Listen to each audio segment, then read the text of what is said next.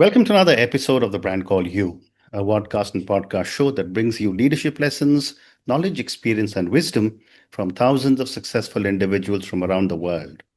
I'm your host, Ashutosh Garg, and today I'm delighted to welcome a very senior and respected leader from the social sector from San Francisco, USA, Shaila Kapoor. Shaila, welcome to the show. Thanks so much for having me. Thank you. Shaila is the founder and executive director of Boys Who Write, which is a nonprofit that builds essential communication skills in boys in order to strengthen their own emotional well being, build meaningful relationships, and thrive and lead within their communities. So, Shaila, before we come to Boys Who Write, a few questions for you. You spent 2 decades in tech, launching new products into competitive markets. What inspired your shift from technology to social sector and education? Well, I think, I've always been interested in education. I mean, our culture it thrives on the idea that education is a way out, a way up. And so, coming from that kind of a background, I always understood the value of education. And so even while working in tech, I did co-found a school in an underserved area here in San Francisco. And I also did some work with girls and access to education in both Afghanistan and Pakistan. But most significantly, I homeschooled my 2 children, a Mhm. boy and a girl. And it's within those experiences that I really started to understand what I wanted to do next in the Mm. next chapter of my life. Wow, wow. And your work has taken you from biotech to girls' education in Pakistan. What common thread runs through these diverse experiences? Yeah, I don't know that there really is a common thread. Mhm. I think I started going into business and then marketing and then technology, Mhm. mainly because my parents, her immigrant parents, told me that that was the right path, Yeah, and and at that time, you never thought to question your parents, and of course, you think that your parents are always right, correct. and I did think that they were right, and it was very good for me. I mean, I ended up having a very lucrative career with a lot of opportunities, learned a lot in business, in marketing in Silicon Valley, took advantage of being in this area. But really, I had always been very passionate about humanities and reading and writing. I was always that girl that walked around with a book everywhere she went, Mhm. never could never let it go. Yeah. And um, through that, really started to kind of as an adult understand the value of that and the value of writing in particular. And started to think about how writing was really informing my work in Mm. technology, Mm. which it was doing quite a bit of. And then really trying to think about, how to inculcate value of writing in students and younger people. And so that's kind of how I moved over to working on writing in particular, but in humanities in general. Fascinating. Let's talk about Boys Who Write now. What sparked the idea for Boys Who Write and why focus specifically on boys' communication skills? hmm I would say that my son really sparked that interest. When I mentioned that I homeschooled both of them, and Yeah. I like to tell the story of how when I taught them both how to read, I taught my daughter how to read, and it was very quiet. We did flashcards, we sat on the floor. And when I taught my son how to read, we did train tracks all over the floor, and we tooted the horn, and we marched. And so it was a very different experience, even from that very young age. Mm. And so I could tell right away that at least, what I thought for my son is that he needed a different approach, that was different from the way that girls were taught. Mm. Um, as he grew older, he became a very avid reader and writer, but there were no boys' book clubs, no boys' writing groups, a wealth of those resources for girls. And I really started to wonder why that was. Like, why are we allowing our girls to explore this area, but we are not allowing our boys to do so? Mhm. And then, finally he got older in high school, and he used to talk a lot about the kinds of friendships that he makes versus the kinds of friendships his older sister makes.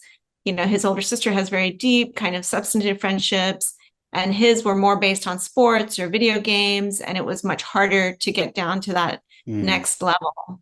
And so, anecdotally, I had experienced this, of course, with my own son, and I started to research it. And when we look at the stats, of course, it is very apparent that boys are having a problem. They're highly disengaged from education. Hmm. They are the lowest readers and writers. You know, when we compare gender, in the US, we have something called the National Report Card.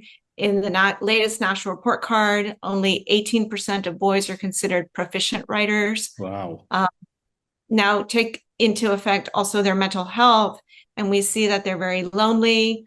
Only 40% of boys make up the entering classes in college, and that number is dropping year over year.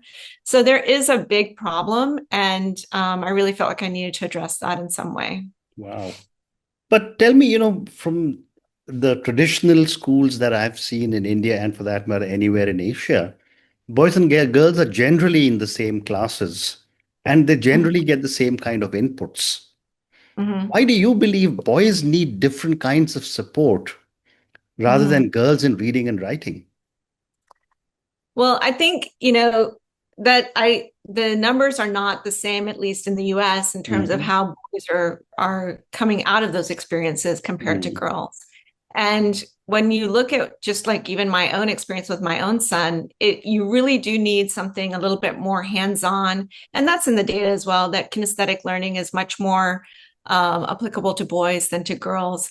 And so what we do is we look at interest aligned learning. And so we really look carefully at what are things that boys are interested in, and then we fold in the curriculum within that. So it can be things like music or video games, or digital experiences.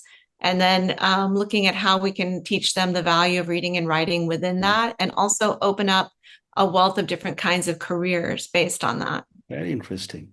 And how do you explain the link between communication skills and boys' emotional well-being? Yeah, well, I think, communication, reading and writing is very foundational, right? And when we think about the way that we think and we communicate, to be able to read, you are able to look at different experiences out there. You can put yourself in the author's shoes. You can look at the protagonist and get ideas for your own career. Writing is very developmental in terms of organizing your thoughts, higher level thinking, high critical analysis. All of that comes from writing. Hmm. Um, Once we develop communication skills for boys, then we can see that they're able to open up more. They're able to speak more confidently. They can talk about their feelings. And all of that leads to greater relationships, greater interactions with people that they love and care for in their communities. Well said. And how do you help boys who initially resist reading or writing to embrace these skills? And what kinds of books or writing exercises do you find resonate the most? Yeah. So what we do is we offer them programming that they would enjoy. So one thing that we do is called an album project, where we have them use music. They can create their own music, but they also have to write lyrics. And so that's how we fold in the writing curriculum. Within the lyrics, we really have them examine different kinds of topics. So one topic we explored this summer in a summer program was called The Power Within. And so you really start to think about what does power mean to you? Mhm. What does power mean when you use it externally? And then writing lyrics about that makes it a much more deep experience and the substantive experience. Mm. Another project we do is a podcast where we have them research a topic. We have them write a script. They record the script. They then are able to overlay the music that they created in the last project on top of the podcast. Mm. Then we put that podcast out in the world. So we make sure that all of the projects that they do are also seen externally so that other people can view their accomplishments, and that validates the experience for them as well. Amazing. How do improved communication skills translate into healthier relationships for boys? Yeah, I mean, I think one thing we've noticed is that boys are tend to be more introverted because of video games. They tend to be, on their screen a lot. Of course, girls also have problems with social media and all of that as well. But when we look at boys in particular, they very rarely tend to ask for help when they are having a crisis of some kind, they start to close up. They don't really share what they're feeling or what they're thinking. And so by developing those communication skills and giving them the right tools to be able to express themselves, to have a more nuanced conversation, Hmm. to be able to speak at a deeper level, we're creating healthier relationships with Mm. women, with their Yeah. colleagues, Yeah. everybody. Makes a lot of sense. How do you help boys connect writing with their own identity and sense of belonging? Yeah, so just like I gave you that example of the songwriting, we really have them develop, we look at themes and we have them write about those themes. It Mm. might be something like systems of oppression, or it might be about power, or it might be about confidence. Those are all the different kinds of topics that we have them look at. And Mm. we have a teacher that's working with them and asking them the right questions to try and bring those kinds of experiences and understandings out. Mm. And would you have an example of how you've helped some boys connect their writing to develop their own identity? No names, of course. I would say that, I don't know exactly if this answers your question, but we had an example in our pilot program that we ran this summer Hmm. where we had a group of boys in an underserved area, came in the first day completely disengaged from writing, like, hoodies on, no interest in talking, no interest in contributing to class at all. And as we got through the program, 6-week program, by week 3 or 4, they started to really open up. One of the boys that had kind of was like a little bit of the ringleader in the class Mm. came up to me that day to apologize because he was sick and wouldn't be able to make it to class the Mm. next day. Mm. So that was a real turning point in seeing how, at least that one boy was now opening up and sharing a little bit more. And Mm. by the end of the 6-week program, the boys were actually sad to leave. They didn't want to end the program. They were proud of the work they had done. They call themselves the OG boys who write. So yeah, they were very engaged, and so you could Mm. see a real difference. Amazing. You also say that boys who write focuses on leadership. Mhm. How do you develop leadership skills through writing? Yeah, so it's not just strictly writing. So we aren't just focused on writing. We're also focused on things like public speaking. We have them present. We have them when they record their podcasts. We have them actually run the podcast. Mm. So we're giving them opportunities to be in kind of be a spokesperson in a public arena, which will develop their leadership skills and allow them to kind of go out and be able to talk in more confidence Mhm. and hopefully share their ideas more publicly than they would have normally. Mhm. So that's our goal. Interesting. What role do role models and mentors outside of family play in shaping boys' outlook? And give me an example. Yeah, so we think mentors are very important, as we know naturally that mentors are very important. We know that our fathers are really important to our sons. We know that mothers are very important to their daughters. But what we find a lot is that outside of family, boys don't have a lot of mentors Mm. because most of the teachers are female in schools.